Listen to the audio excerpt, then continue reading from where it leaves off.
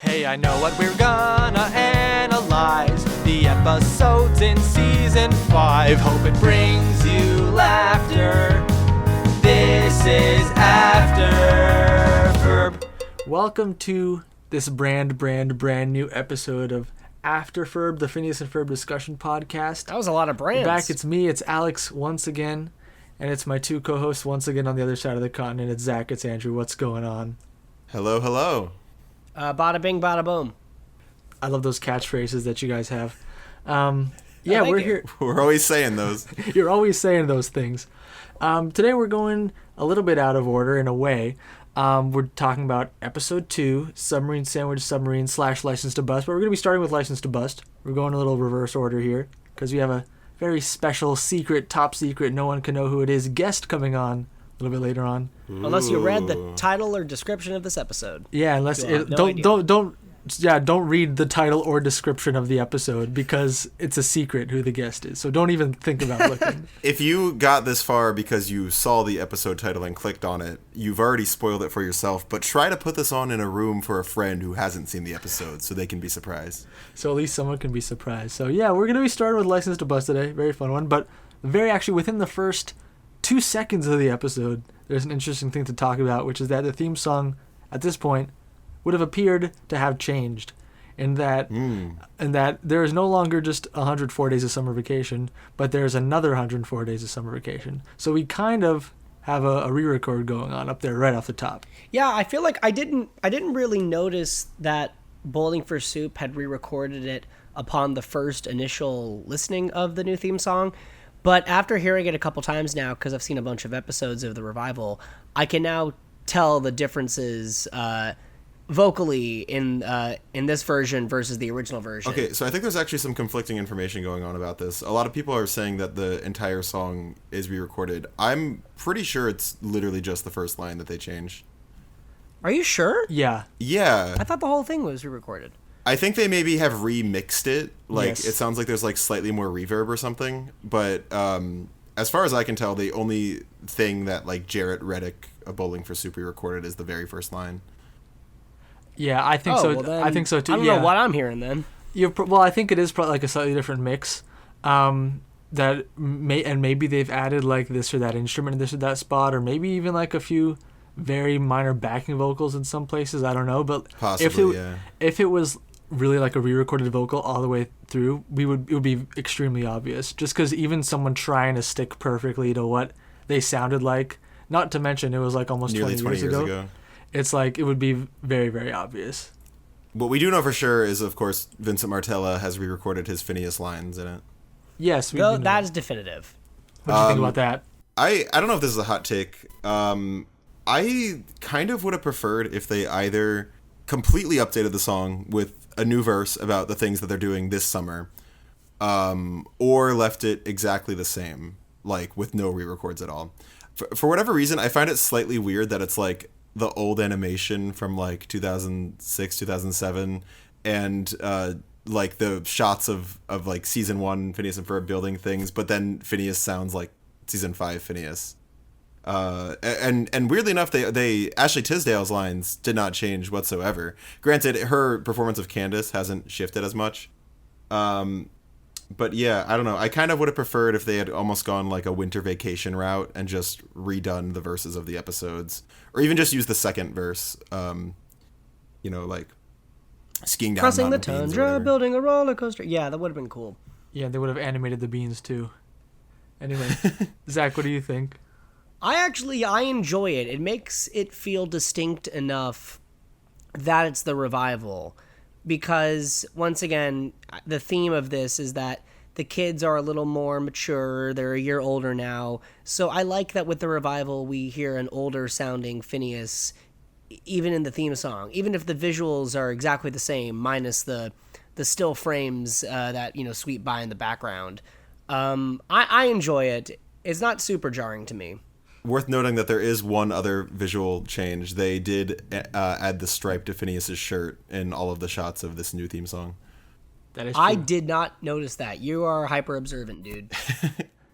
Yeah, I will say my least favorite option for the theme song would have been that they just kept it identical. That would have felt a little lazy to me. So I'm glad they made some changes.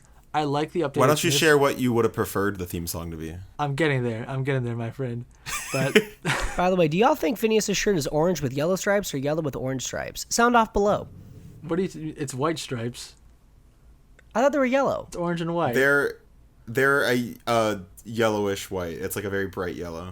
Okay. I still implore you to sound off below. But anyway, Alex, continue. Anyway, yeah, I like the fact that Vincent re-recorded those lines because honestly, even by like the end of season 1, it was already kind of weird. Like that's the roller coaster voice, which happened like barely beyond roller coaster. Like that, those might have been the first lines Vincent ever recorded as Phineas. So the voice wasn't developed yet into what it would later become. I think the best thing they could have done for the theme song for this revival was to scrap it and replace it with "Taking Care of Things" from Across the Second Dimension. I think that would have been really the perfect theme song. And little known fact that I'm like 99% sure is true, that song was originally written to be the theme song for Pair of Kings, starring M.W.C.A and Doc Shaw. And the line was originally... Wait, you mean like, me and my bro, we're a pair of kings? Like that kind of thing? It was me and my bro were taking care of things, went from a couple of jokers to a pair of kings. That was kind of... And then they ended up swapping those around to pair of jokers to a couple of kings. To make it completely distinct. Make it completely distinct. They ended up picking a different theme song for that show, and they threw this one to Across the Second Dimension. But I think it would have worked perfectly for it to be the theme song, or they could have written a brand new song. That would have been fun too. But I'm just glad they didn't stick exactly to what it was before. Do you think there's an alternate universe in which they used "Taking Care of Things" as the theme song, and M.W.C.A made it into this season? Yes. I guess we're getting a little ahead of ourselves, but since the recording of the last episode, I think we have indeed learned about #Jeremy Watch. He's in the season, but it's not M.W.C.A. We'll get there when we get there. I have no idea who it is. I don't know if it's Vincent or David. If anybody does know, please. It's David. It is David. Yeah. Right on. Sure. But post in the comments who you think it is. Yeah, we know it's anyway. 100% sure it's David Arago Jr., but post in the comments who you think it is. Anyway, we should probably move on. We should probably talk about the episode just because we're 8 minutes in. Yeah, we're 8 minutes in, and we've only talked about the changes to the theme song so far. All right, here we go. Let's move on. License to Bust. So we got some gecko gear. That's the invention we got going on today. Reminded me a bit of Night of the Living Pharmacists. They're jumping around, all that stuff. I'll just say while we're transitioning out of this theme song thing, I find it interesting that among the thumbnails they use during the end of the new theme song, they have pictures of the gecko gear twice. Like they really liked this episode as far as featuring it as a thumbnail scrolling by. I didn't even look at any of that. I didn't even look at those theme song pictures. Maybe I should have. You were too busy lamenting the fact that it wasn't Pair of Kings. Yeah, maybe I should just re-edit all the episodes to put "Taking Care of Things" as the theme song and watch those instead. Anyway, I will say Alex's version. One thing I really like that they did in this episode and in Submarine, which we're going to talk about soon, is they cut out the bit of Phineas and Ferb deciding what to build, and they've already built it by the time the episode starts. I think it's a cool twist. It's a fun way to play around with the pacing, like Isabella and Buford and Baljeet walk in and Phineas is like, this is what we've made and this is how we were inspired to make it. I like that Phineas is inspired by watching a documentary on TV. One of the things I've always liked about Phineas and Ferb as characters is despite the fact that they're always doing these like insane things, they're not necessarily bored or like dunking on the more mundane activities. Like they have moments where they're watching like movie marathons, and even though they escalate it, he was still like very intrigued by this nature documentary he watched. That being said, it does make sense that Phineas, as somebody who wants to learn more about the world and wants to contribute to the world and like be an inventor and make change, it makes sense that he would want to watch documentaries, because you don't know a lot of 10, 11-year-olds who will watch documentaries, but I think it's very fitting for his personality. And then kind of circling back to what Alex said about them already starting with the invention, I think that's something this season is getting a lot of mileage out of, is their efficiency in storytelling within the confines of 11 minutes. Mm-hmm. And I think it's because they have so many gags and so many jokes they want to do that Yeah, cut out the middleman. Why start with them discussing what they're going to do? Just have them already be doing it so that you can tell more jokes in this episode. And I guess I didn't really notice that until you pointed it out, Alex, but it makes sense from a storytelling perspective and also just from a time crunch perspective. Because as a scriptwriter myself, it's really hard to trim things down to a certain time frame, and I applaud the writers for doing so with such poise and professionalism. Andrew, do you have any thoughts on the fact that Major Monogram is yoked now? So when they first did that gag where they have the family portrait of Perry with Monogram and Carl, I assumed it was just going to be like a gag that Monogram learned Photoshop or something. But then they cut to him actually being completely swole, like when he flexes his muscle to Carl. So I just want to say props to Major Monogram for getting completely ripped in the 1 year between last summer and this one. Well, do we know that he wasn't ripped before? Do we know that for a fact? I feel like we have seen Monogram without a shirt on. If I remember, is it Across the Second Dimension where they have the gag about like, don't call between this hour and this hour because that's when I take a shower? Oh, yes. Oh, yeah, and he and Carl are dancing in the Happy New Year song. Right. So, I mean, I'm as somebody who does look back at all of the shirtless Major Monogram moments, I would say that, yes, he has gotten more ripped. It's all that Andrew's Google search history is composed of. Yeah. I had actually, to become the character. It's not only that he's gotten yoked the past year. If we're going by Happy New Year, it's been like 5.5 months or something. There he you really go. stuck to his resolution. Good for him. Wow. Congratulations. Also, to him. I just want to say that the gag of Monogram being ripped is very funny, but already a very good gag. Like that was a gag on top of a gag of having a ceiling to floor portrait of Candace Ferb and Phineas, and then having that exact same size portrait of Monogram, Carl, and Perry. I think that's a really, really funny gag. Yeah, it's two families. We got to talk about Candace's driving test. Mm-hmm.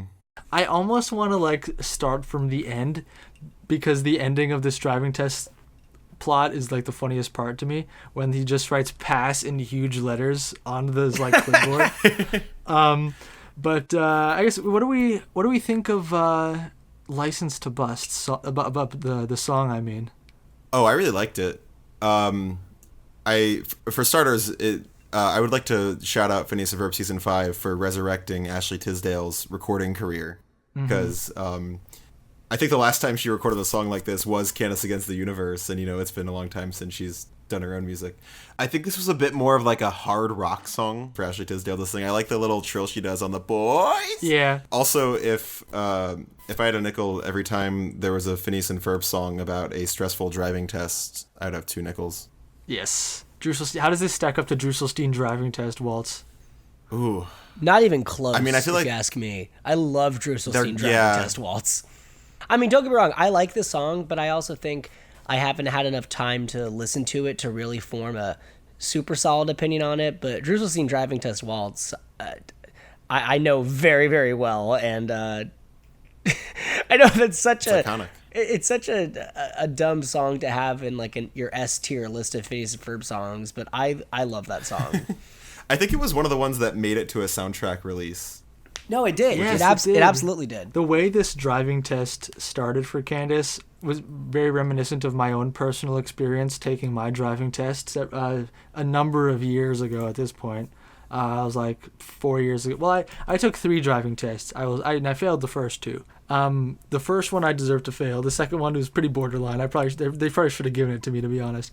The third one, though, it was great. The third one, it started very stressful because I did almost exactly what Candace did. Because the guy, you know how they like walk around the car and are like, all right, put on your turn signal so we can make sure it works. And me in my stress, I like put on the windshield wipers for a second, and then I was like, oop, wrong one. And then I did my turn signal. From there, it was pretty smooth sailing. But I really I felt for Candace in that moment. I also felt like it was reminiscent of my driving test because the person who was conducting mine just had a no F's given attitude. And not in the way that they were like, do whatever, but more in the way of like, oh, they hate their job. They want this to be over with. And I thought for sure I was going to fail because there's a part of the test in California where they make you just like drive in a straight line in reverse for like 50 feet. And What? I did that. Yeah, I don't know. They just want to make sure you can like reverse straight. So I did that. And then when she was like, all right, move forward, I forgot to shift it back to drive, and I stepped on the gas and reversed a little bit. And I was thinking, crap, I just failed. But no, surprisingly, I passed. That was, I was 17, so it was 8 years ago. I had my driver's test in Maryland, and I think I probably had the best experience because my instructor was pretty nice, and I passed right away. Oh, heck yeah. That's so boring. Although they did not make us do parallel parking. They got rid of the parallel parking requirement in Maryland. I also did not have to parallel park, which is surprising because living in Los Angeles, that's like half of your driving experience. Oh my god, I related so much to that, the start of the test where Candace is trying to get out of that parking spot. That's just parking in our neighborhood here Look, in LA. not to dox us any more than I did in our first episode, but we have we have a 2-car garage technically, but we only use it for 1 car. So we alternate who's in the car and who's in the garage. That's usually 1 car in the garage and 3 cars on the street. So we're constantly trying to find street parking, and the people in our neighborhood sometimes do not drive forward as much as they can, and they take up way too many spaces. And so finding street parking, very, very difficult on our street, which I will not say out loud the name of.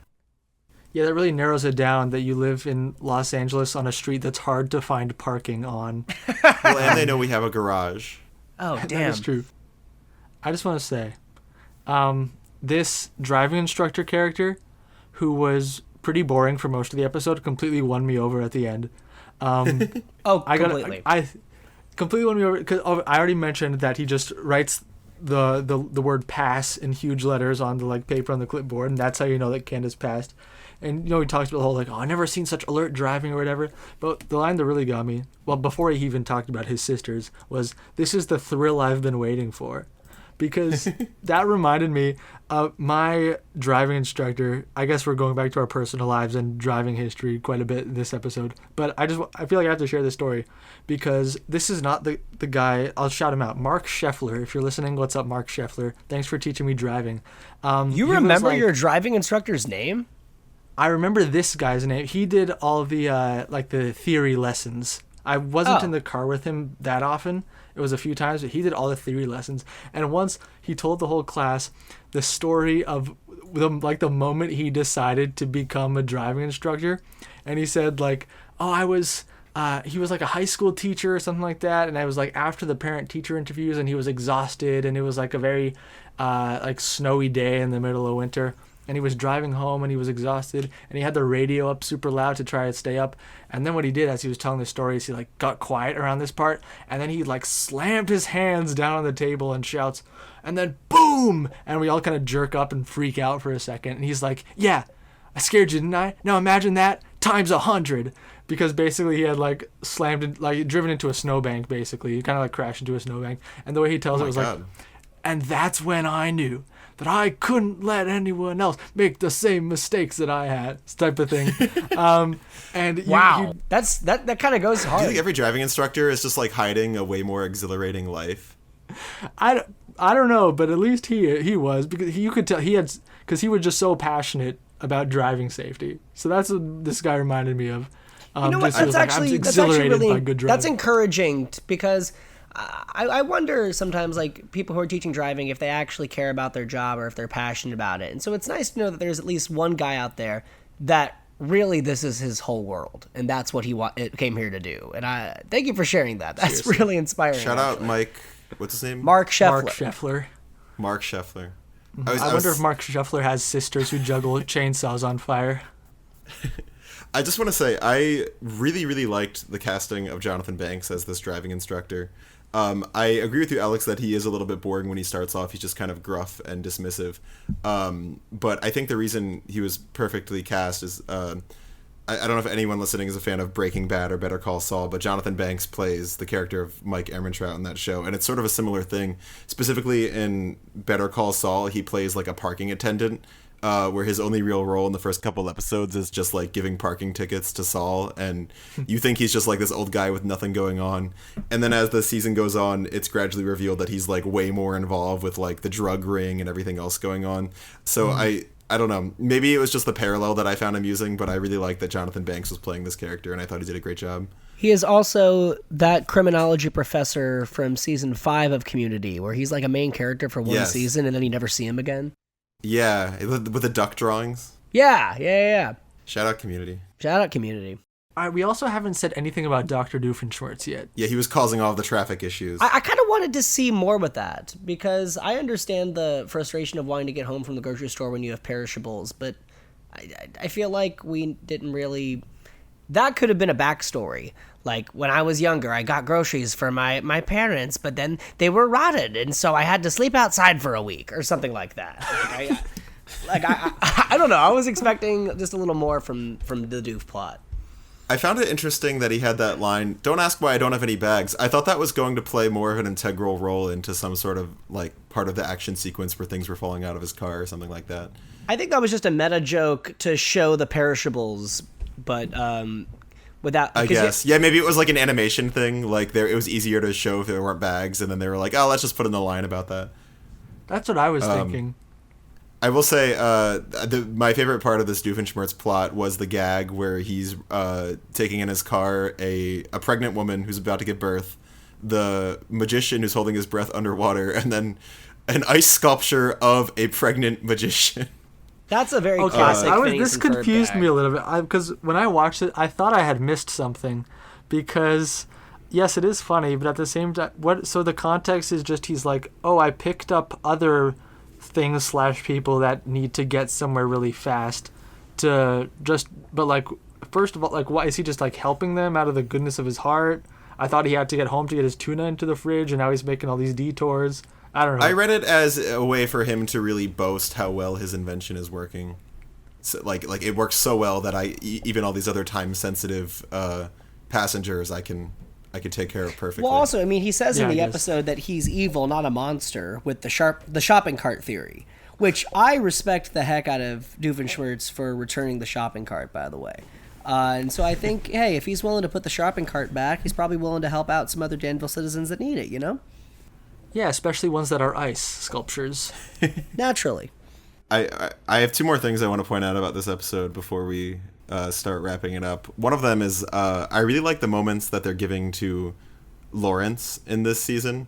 I love that in this episode he's like simultaneously being supportive of Candace but also like kind of planning for the worst. And I think part of that is because in the earlier episodes Lawrence was the one training Candace, and they have that whole flashback to season 1. Yeah. I'm very happy that they gave Lawrence this moment, because I feel like he was underutilized in the premiere with the "don't leave this stand" gag. And then I feel like the gag in this episode of him rolling the bike at the very end of the episode, terrific usage of this character. I agree. Also, we see Linda being supportive of Candace here. I know a lot of people dunk on Linda a lot of the time as being like this dismissive mom, but I truly feel like it is just the mysterious force that causes her to be that way. She's like legitimately giving Candace a pep talk and encouraging her. And going along with that, I really like that Candace has kind of a happy ending in this episode, and it's a trend that I've noticed more. We'll talk about it some more when we get into Submarine. Again, one of the ways that this season I think is standing out from the original run is while Candace will never meet her goal of busting Phineas and Ferb, they are giving her a lot of small victories along the way. And I think, like, I'm thinking of like the original run of Phineas and Ferb where there's that episode where Candace goes to the swap meet and like she just doesn't meet her goal of like getting the Ducky Momo memorabilia. And I always felt that was so unnecessary because that had nothing to do with her goal of busting Phineas and Ferb. But now we have her like passing her driver's test and winning the sandcastle contest and things like that. So I just really like... That kind of goes hand in hand with the theme of maturing and getting older, because while there may be goals that you want to achieve that you don't, in pursuit of it, you get to recognize all the smaller victories that you have. And once you focus on those, you become less disappointed and more happy with yourself, because, yeah, sure, she hasn't busted her brothers, but look at everything else she's accomplished this summer. And I think as a young 20-something, it's nice to remember that small victories are still victories, and you should be proud of yourself. Absolutely. And completely shifting tones, the end of this episode had an error that I wanted to point out. An error? Yes. Oh, I know what you're talking about. The driving instructor calls Candace Miss Flynn Fletcher, but that's not Candace's legal name. Candace's legal name is just Candace Flynn.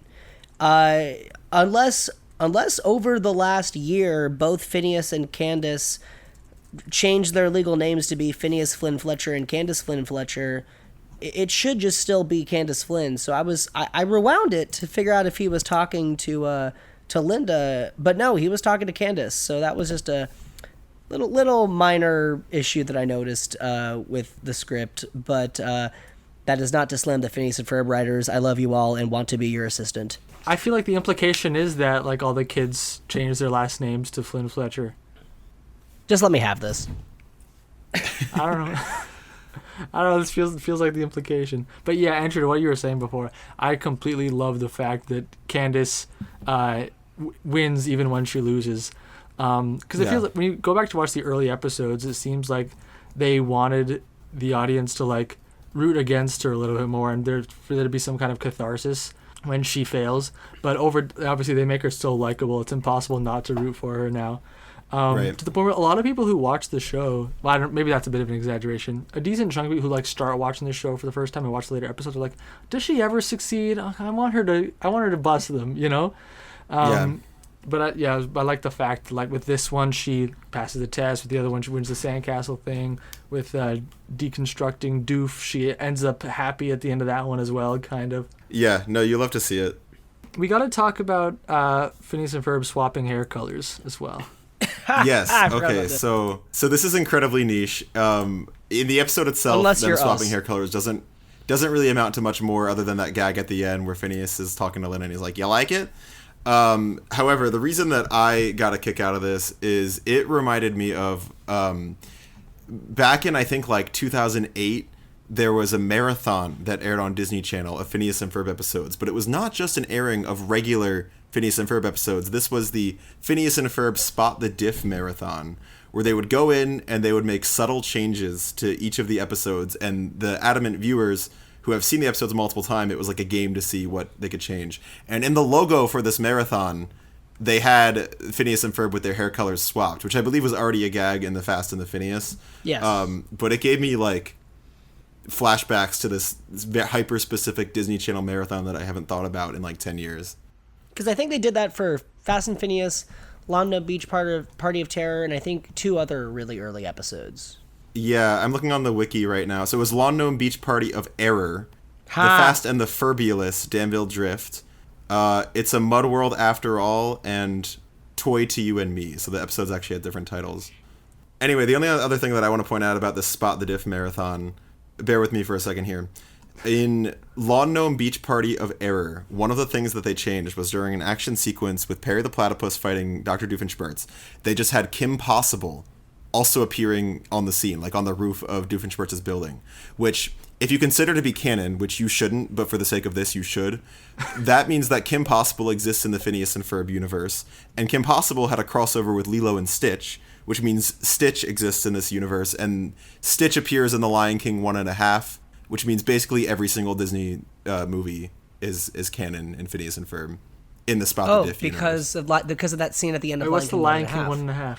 So Lion King 1.5, the entire time, Timon and Pumbaa are watching the movie and like commenting on it, Mystery Science Theater 3000, like, and then at the end you see the silhouettes of Mickey, the Seven Dwarfs, Peter Pan, Tinkerbell, Stitch, and like all these characters coming into the theater to watch with them, and it's phenomenal.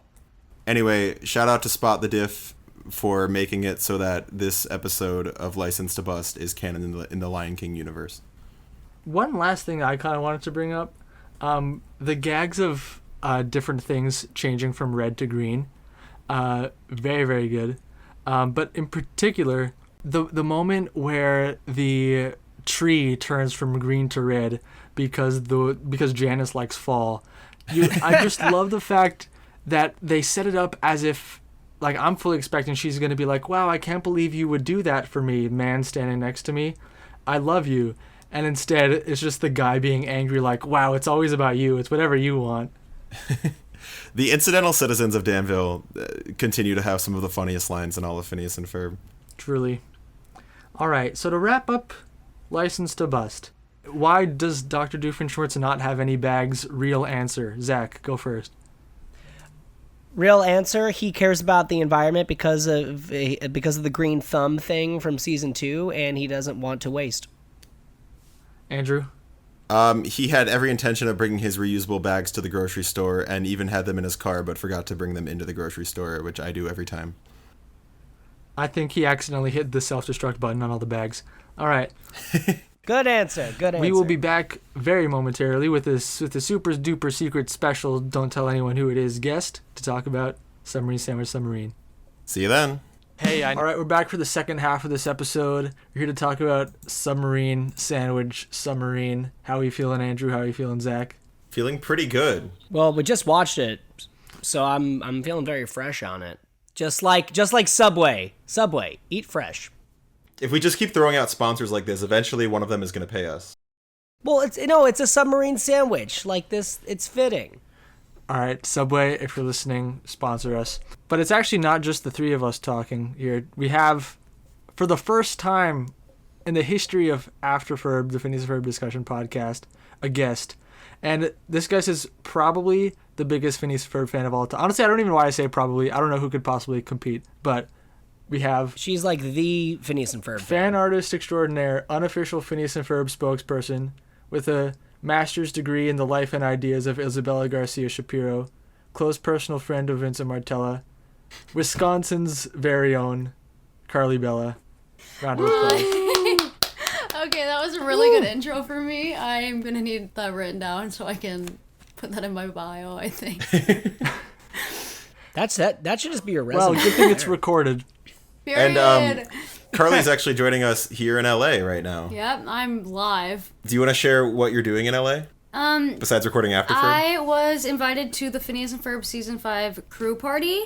And it was really fun. I had such a good time. I got to meet so many of my friends that I haven't met before. And I was at Disneyland, and I got to meet the Phineas and Ferb base characters, and that was one of the best moments of my life. I was dressed like Isabella, and yes, Phineas did go crazy, so yeah, I kind of won. And then today I got to sit in during a writer's room session at the studio, and it was so fun. Really? Yeah, I did. It was literally insane. So you know like some real secrets now? Yeah. Okay. Yeah, I do. And if she says any of them, she's going to go mysteriously disappearing. Yeah. So we can't let that happen. They just trust me, so yeah. There's no. And watch that you are the unofficial spokesperson, so you kind of have to be there in the right. Were you just constantly harassing them to write more Finbella into the season? I was literally physically shaking, wanting to say more Isabella, but I couldn't because I was not part of the actual writing team. Did they, when they invited you in, were they very much like, all right, you can sit here, but you can't say anything or give any advice? Okay, actually, no. They weren't like that. They were actually, I think, okay, no, I don't think they would have cared if I added something in, but I was, like, literally so anxious. Even though I've met all these people before, I was just so anxious. Genuinely, I don't know why, but it was so fun. That sounds great. Yeah. Thanks. We are going to have to get to the episode eventually, but before we move on, just because I'm sure you have had many Phineas and Ferb related experience, but I just have one particular question I think would be fun to ask is, from the crew party, if there's one super fun tidbit you learned to share, what would be that one super fun tidbit? Not to be confused with a Timbit. Yeah. That I can talk about. I don't know, honestly. I found out that Bobby, the voice of Buford's real voice, is genuinely, that's just his voice. He just sounds like Buford He all sounds the like time. Buford in his regular speaking voice? Yes, all the time. It's just like, kind of like, it's not as like high. It's just a little lower. I think that, okay, I learned a lot of things, but I don't know what I'm allowed to say, so I don't want to get in trouble. I mean, you've already spoiled that Bobby Gaylor is a human. Yeah. Because he appeared as an octopus in Last Day of Summer. Yeah, I'm sorry. He is a human man. Y'all should listen to his spoken word albums. They're pretty good. Oh, I listened to one Bobby Gaylor piece. I don't know if I can call it a song, which I don't know if is appropriate to discuss the content of it on the M.W.C.A. channel, so I'll just leave it at that. But I think I know which one you're talking about, but I'll just say it was terrific. And all the comments on the video are like, Buford, is that you? All right, so Submarine Sandwich Submarine. the first episode after the big kind of 2-part premiere. And I'll be honest, so going into this episode, I was like, all right, the premiere, big event, big whole thing, very cinematic as we talked about. This one, to me, I was going in like, this is the real test to see, all right, how when we get into this first quote-unquote normal episode, how are we feeling? What's it going to look like? And honestly, this is one of my favorite episodes of the first half of season 5 that we've seen so far. I love Submarine Sandwich Submarine. I think Dr. Doofenshmirtz, first of all, is in top form. I think Candace is in top form immediately. This is one of the best Doofenshmirtz plots in a while, I think, in regards to the gags and how villainous he is and the jokes. I loved the Doofenshmirtz plot. And I loved that he was just giving Perry random names. Like, okay. Yep. He was trying to deduct what Perry's legal name was, right? Yeah, it's so funny. Periwinkle the platypus. Oh, that's so cute. Which is also funny because we see Phineas name Perry in Across the Second Dimension, and it's just Perry. Just Perry. Bartholomew, maybe. Oh yeah, Bartholomew. Was almost Bartholomew. And when we got home, we renamed you Perry. Like, so we don't actually see him do it. It's so but real. we hear him recount it. Curly just physically in the car, was taken aback when you started doing that Phineas voice there. And what's crazy is this week... Hi! This week I've literally heard Vince talk in that voice so much that, like, you would think I'm used to it. Like, I'm not. It's just, like, it's nuts. It's actually crazy. Well, I'm never gonna be Vincent Martello. Like, I'm just a cheap imitation of that. Yeah, well... Yeah, but you're our cheap imitation, Zach. Yeah, we love you for that. Aw, Yeah. thank you. Aw. I'm the discount 5'6" Italian. Speaking of Italian things at specific lengths, the sandwich they turn into a song. Great segue. Okay, that was good. That was good. Similar to the episode that we just talked about, License to Bust, they have they completely cut the part of the episode where they decide what to build. It just opens on they've already built it / are already in the process of building it. Including Props for efficiency. Yeah, A plus for efficiency. We get a very, very good Isabella moment right off the bat. That was very like season 1 reminiscent of the what you do, whoa, kind of immediately just in amazement. That's a lot of deli. Yeah, it was literally so cute. Like, seriously, top 10 cute Isabella moments. I can't even lie. Yeah, and in that same, well, I don't think it was the same scene, but still early on in the episode, there was one clip that I had seen going around a bit, like as part of a preview before the premiere. But I'd only seen like the visual of it, the scene of Isabella and Buford talking. That's like animated extremely fluidly, like markedly more fluid. Yeah. It looks very Disney. Okay, we've traditional talked about the animation. animation a couple times on Afterferb, and I know, Alex, you mentioned that usually you can't really tell when there's a big difference between, like, this shot looks good, this shot looks bad. But I think we all noticed, like, the shot where Isabella pulls out her sash is, like, so fluidly animated, and it's not even the sash itself, it's, like, how Buford turns and looks at her. It looks like a traditional Disney film. Yes, it's no. I remember. Yeah, I remember seeing it because Vince was doing like an interview, like a Zoom interview, and like the clip was like next to him, and there was no audio. But I was like, what?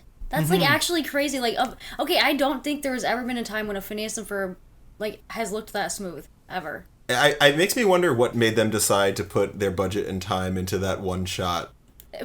Like, okay, seriously, because that shot wasn't even like a special, like nothing special. Yeah, they're just was happening. conversing It's with just each like, other. And okay, it reminded me of like the episode of Gal House where Luce and Ebony kiss for the first time, where it's like just like whatever regular animation, and then it gets to like that insanely perfect animation, like. Spoilers, Okay, I guess. Well, I'm sorry, Lumity fans. If you're you haven't listening to seen it. Afterferb, you should have watched all of Owl House. Obviously, by now. if not, Yeah, except for you, Andrew. Andrew I'm hasn't sorry. never watched. Yeah, but everyone knows. really, I'll seen it. remember that. I've only seen the first episode. Okay, well, I'm Zach, okay. Zach, know what? that gets Back to this. it gets so much I'm outta better here. after. We're not here to talk Anyway. about the Owl House. We're here to talk about Phineas and Ferb. Okay, you're right. I'm sorry. We can talk about Gal House. It's okay. But Carly's bringing the example of like that scene that was very fluidly animated because it was a very important big moment, and this is just kind of like a normal conversation. Yeah, this is just kind of an arbitrary shot between not two side characters, but it's not like a crucial moment even in the episode. Maybe it's just so important that Buford and Isabella are like best friends forever that they. Oh need yeah, to- I saw you really supporting that idea that they're like Oh besties. my god, this I have season. supported the idea of Buford and Isabella being best friends since like 2015. I like that you looked at your watch to come up with 2015. No, I've been drawing Buford Isabella best friend fan art for like 10 years. It's canon. Is your watch Yeah. show? Is your watch in years? No, I think it was for the bit, but no one can see it except for Andrew. I think it's worth Yeah. pointing out though that this episode also has a moment where Isabella kind of barks at Buford. Because that's what best friends do. Yeah. Have That's you their ever, friendship. like, it's literally friendship. If you have not yelled at your best friend, are you truly best friends? I've never yelled at Tori in my life, but I would argue, yes. I tend to avoid conflict with people. I think there's something to be said about having a disagreement and having reasonable voice levels about it. But that's so real. maybe But that's I mean, just me. Zach, have you ever been in a situation with a very good friend where you're like in a sandwich in the ocean about to be eaten by some big No, ocean monster? seriously. You'd Like, probably, you know, but emotions would be running high. That's on my agenda for next week, so I'll get back to you on that. Okay, thank you. I will be tuning in for the conversation. Yeah, Andrew, I know that you've mentioned this a few times. They really kind of, over the course of the show, turned Buford into a bit of a punching bag sometimes, to the point where, like, going back and watching Raging Bully is, like, actually kind of jarring. Like, oh, this is a completely different kind of Buford. It's completely different. Yeah, I mean, I think that started with them just wanting to tone down how much Baljeet was getting bullied. But now I would say the roles have reversed, where in season 5, there's, I would say, more instances of Buford getting bullied than him bullying other people. Well, okay, is it canon that he has bullied Baljeet for a long time? Like, even before the first summer that it showed?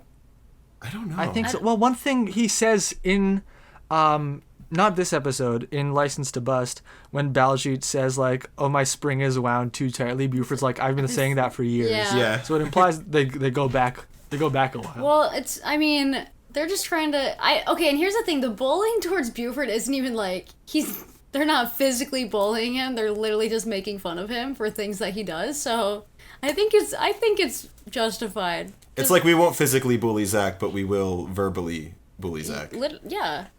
Yep, Exactly. can confirm. I was gonna say, yeah, it's kind of is a similar dynamic to, like, oh, the one friend in the friend group that everyone likes to poke fun at because they know they can take it. Yeah. Period. But another thing with this sandwich that I found was interesting after I did some research. So they decided to go down to the You Mariana researched the Trench. sandwich? I didn't research the sandwich, but I did research the Mariana Trench. Have you ever heard of this Oh. place? Yes. I had not. It is a. Oh, okay. I guess everyone's heard of it except for me. Okay, maybe they Wait, maybe hang they on. teach about. Julia just walked in and she did Ocean Bowl in high school. Julia, had you heard of the Mariana Trench? Yes. Wait, wanna what did say she do about in high school? So yeah, the the Trench is the deepest part of the ocean. Specifically, the deepest part of the Mariana Trench is Challenger Deep, which is really deep. That's in the Pacific Ocean, I think, and then the deepest part of the Atlantic Ocean is in the Puerto Rico Trench, I think. So that's cool. All right. Yeah. Thank bye. you. Thank you, Julia. Julia. Thank you, Julia. Now, basically, she competed in, like, oceanography stuff in high school, so I Okay, just period. thought that'd be a good opportunity. When we teased that we had a super secret guest in this episode, it wasn't Carlybella. It was actually that appearance of Julia. Yeah. But the reason I brought this up is not so that you could all embarrass me by having heard of this thing that I never heard of before, but was actually to point out the fact that if Wikipedia is telling me the truth, it's actually, like, much closer to Japan than California. Like, it's very, very far west in the Pacific Ocean. So they traveled really far in this Okay, sandwich. well, Phineas and Ferb were able to fly the entire globe in one day, so I think it's possible. That is, like, their thing. That's like their Well, actually, now that I think of it, they didn't actually get to the Mariana Trench. They got to that monster animal yeah, that they you know thought was the what? Mariana Trench. You're so. right. We don't even know how far they made it. That's true. Yeah, I wonder seriously. I wonder if this is one of the few episodes where they don't actually reach their goal. Does it look like Yeah. they reached their goal?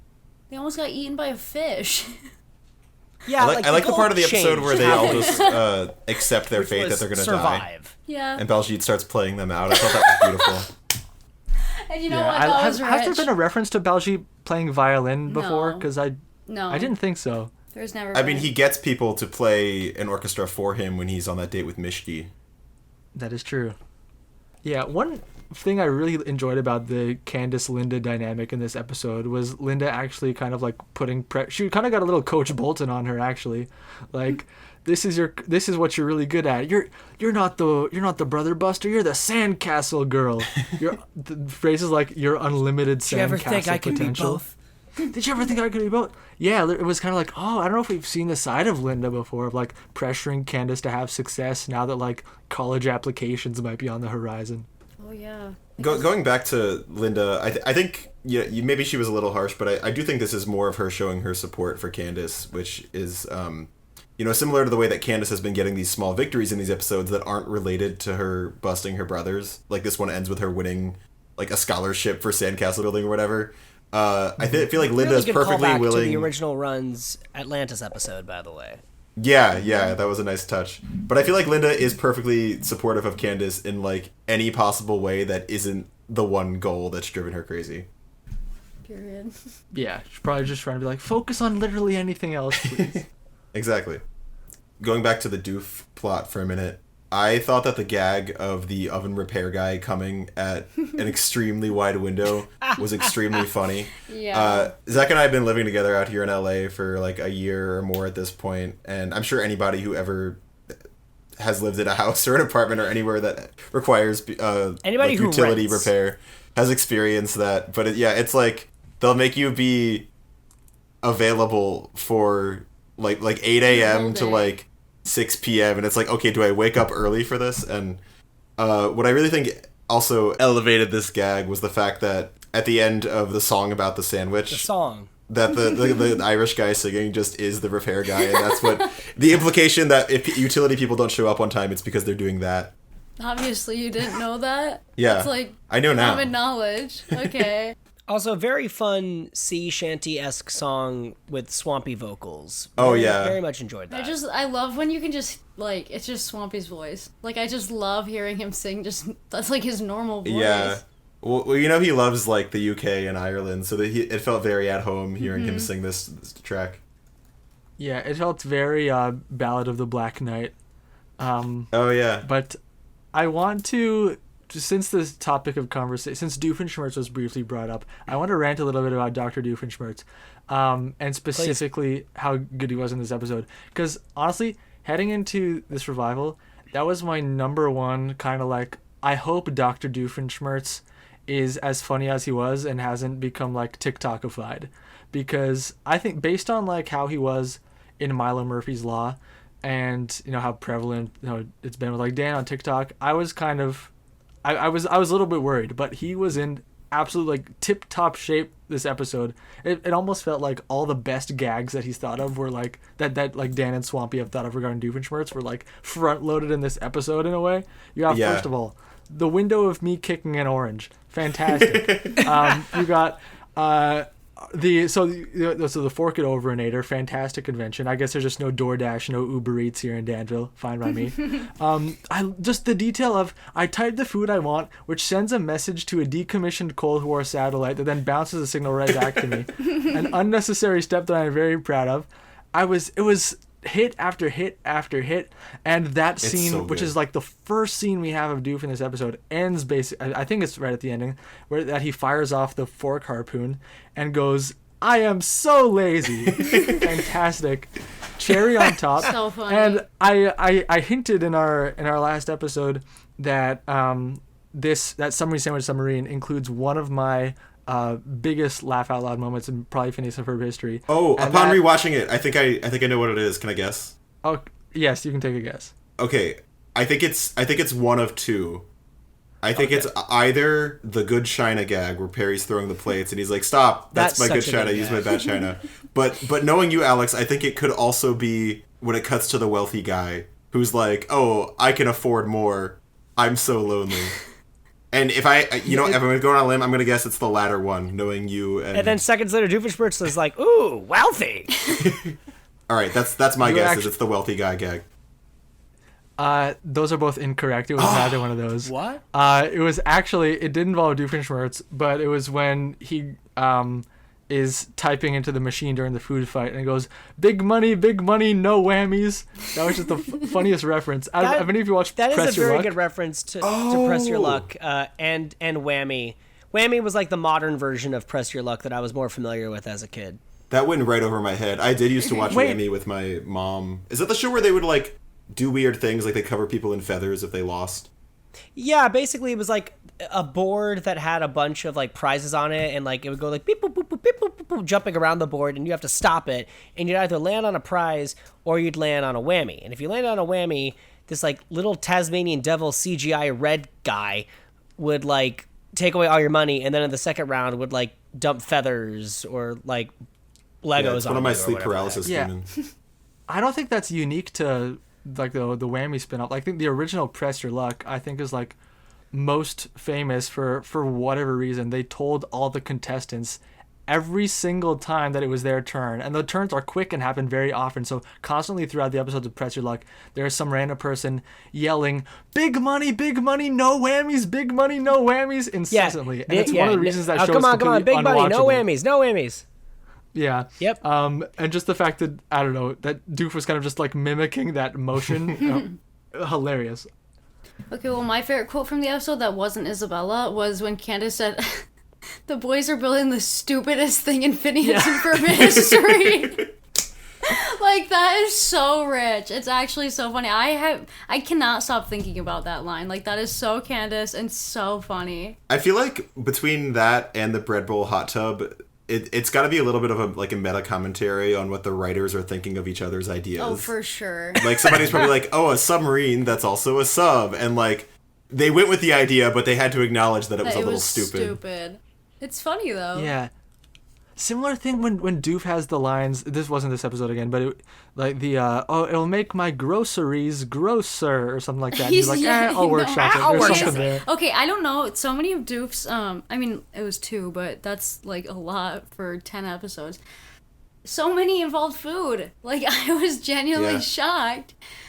But no. It's like an early Weird Al album. Yeah, literally. But one thing about the Phineas and Ferb writers' room is they know how to write Doofenshmirtz. Like, if they couldn't write anything else, they could always write Doofenshmirtz. Like, they just know that character so well. Oh, yeah. And I also, the thing about Doof is, like, a lot of his woes are, I think, kind of just things that, like, middle-aged people experience. I mean, it's things that everybody experiences, just, like, being annoyed by waiting in line at checkout, But, they make lots of jokes about, like, him paying alimony and, like, having back pain. I feel like that's a lot of the older writers just getting to interject their own experiences and turn them into humor. Yeah, like, he's expressing the grievances of the writers. Like, he is the voice of that writer's room. Yeah, like, if there's one thing I know about the Phineas and Ferb writers is they weren't able to play at the Dunkelberry Oil Park when they were kids. So, I can confirm they were not. Carly, are you allowed to share that information? Oh no! Something I want to point out that, to me, felt very reminiscent of Warner Brothers, and allow me to go off on a tangent here, is the gag at the end of the B-plot where they're washing the dishes in their hands, and then Perry clocks out. Oh, yeah. And that's reminiscent specifically of a Looney Tunes duo that is very niche, and I don't know if y'all know who they are. Do y'all know who Sam Sheepdog and Ralph Wolf are? no. Vaguely. Not to be confused with Ralph the Muppet. No, so allow me to explain. Ralph Wolf looks exactly like Wile E. Coyote, but with a red nose. Other than that, same design. And Sam Sheepdog is a sheepdog that, watches over sheep. And the gist of their shorts was that it was very similar to, Wile E. Coyote and Roadrunner, but instead of the coyote trying to catch the roadrunner, it was the wolf trying to capture the sheep, but then the sheepdog catching him with, like, Acme products and stuff like that. But each of their shorts started with, like, the two of them, like, just clocking into work, and then at the end, like, clocking out. And so, like, all day, like, the wolf would be trying to get the sheep, and then they'd be punching, and then they'd hear the bell and be like, well, all right, time to clock out. And then they'd go to their respective things and clock out, and they just treat each other like work colleagues. And I think that was always a comparison that I had to Perry and Doof, which is they don't actually have this animosity towards each other. That's literally just their jobs. And, like, Doof knows it's his job to get beat up by Perry the Platypus, and Perry knows that it's his job to just stop Doof. But then at the end of the day, they clock out and then they go bowling or whatever. Yeah. And I thought it was just kind of funny to see the visual representation with Perry actually clocking out. That felt very reminiscent of those old Chuck Jones cartoons. We were watching the episode just now, and Carly was like, "Perry's so mean!" Like right after he kicked him in the face or something. Yes, But I was like, he was still clocked in. He was washing his hands and he immediately just like flew to kick this man in the face. And I get it. They're like, he is clocked in, that's his job, but like, damn. Like, Yeah. am I allowed to swear? Sorry. Yeah, that's fine. Okay. But notice he didn't punch Doof after he clocked out. He just walked away. He didn't even say bye. Do it that he can't talk. Okay, no. Okay, that's wrong. Wait, you have a headcanon that Perry can No, speak? literally like 10 years ago, Dan and Swampy said, Perry can talk, he just What? never has anything to say. Oh, that's funny. I think it was in the Phineas and Ferb magazine, so clearly I think it was like genuine, like it was a joke. No, but, because like, they make a joke about that in Last Day of Summer, where they're like, if you ever had anything to say, Perry, now's the time, Yeah, when he he opens goes his over his mouth. About to say that, yeah. And okay, honestly, Dan and Swampy probably don't even remember it, but I like remember You everything. remember. Yeah, literally, I just can't forget it.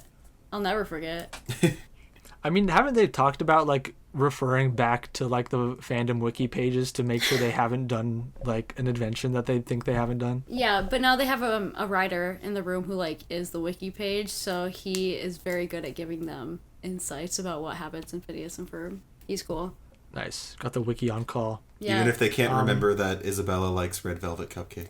That is actually something that has been messing with my mind. That's in a later episode, That's but- another can of worms. That's to get another into. can of cupcakes. Yeah, literally.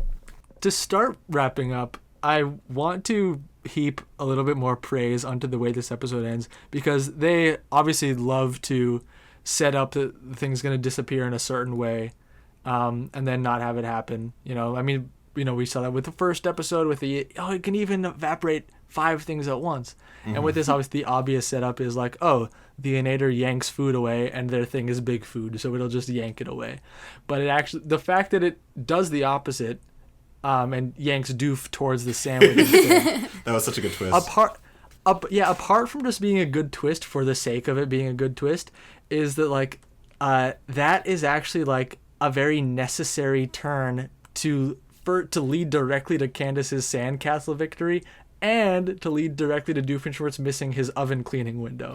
Yeah. So it kind of like, you're sort of like killing 3 birds with one stone with there. And I thought it was so funny. And great love handle gag that we got out of it as well. Yeah, we got love is that handle? love handle. Oh, is that love handle? I gotta say, the specific references they've been putting into this season, like, I know there was the subtle gag to like platypus controlling me.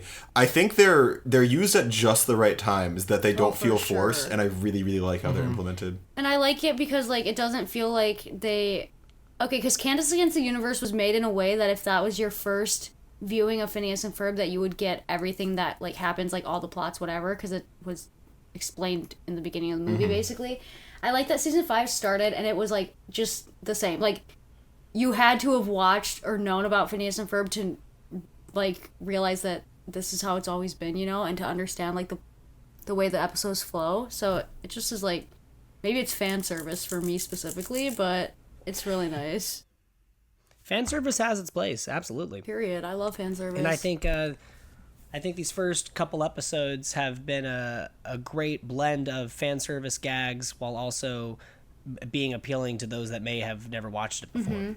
My favorite fan service moment was when Isabella's in the second episode, Claudia with a Chance of Mom, where she was like, "Missing my future mother-in-law is gone forever." Like that's so real. Yeah, they knew I would like that. I can't believe they made this whole season just for you. I know, Carly. that's what I'm saying. Literally, I win. As a Phineas and Ferb fan, I've never lost. So Honestly, like, it is a real thing that can very often help writers, is to imagine like even just a single person, like, all right, who's my audience, and to imagine like one person in mind, like, all right, I want to make this something that this person would enjoy. No, for real. And it's often a very good tool of like getting over writer's block of just trying to like kind of the block of trying to please everyone all the time. If you're like, all right, how narrow can I get with my audience? no, for real. I like to think, which this clearly is not true, and I don't want people watching this to be like, oh man, this Carly girl thinks she's everything. It's not that. I just like whatever. I like thinking that they wrote some of these episodes like, man, Carly's gonna love this. So like that's once we get to more than an intern, that's the one. That's the one that broke us. Period. We'll have so much to say about that. That's literally how I feel about Lord of the Firesides. Like that was for me specifically, so I love it. Yeah, I know, Andrew, we mentioned this with the last episode also, but the fact that even though Candace fails, she still wins in her failure. Yeah, it's wholesome. I like her getting these little victories. One of the reasons I like that, apart from the fact that it's wholesome and she gets her little victories and she doesn't lose all the time, I also like the fact that it means Linda, at least in that moment, doesn't think she's insane. You know, I like the moments where Linda, where Candace brings Linda to actually show her something, and it's not what she thought she was going to be showing her, but Linda actually does think like, oh great, there's something here. Kind of like the Mount Rushmore one, where it's like, oh thanks Candace for bringing me to see Mount Rushmore, you know? Yeah. I like more of that, more of the, oh Candace fails, but not at the expense of like, oh Linda thinks she's even more insane, you know? Yeah. I think it's nice. I think the direction that they're bringing Candace and Linda's relationship in this season is actually really cute. Like, also in like every character, like they all hug so much more and they like seem like they love each other so much more. It actually makes me so happy. It's definitely a nice evolution of everyone's relationship. So sweet. It's really sweet. One big happy family. They are. All right. I have two last questions I want to ask. The first one is, what do we think of Sock Puppet Monogram? That was a cute, funny gag. It felt like a gag from like 2014 when Snapchat filters were first a thing, but it was still cute. Yeah.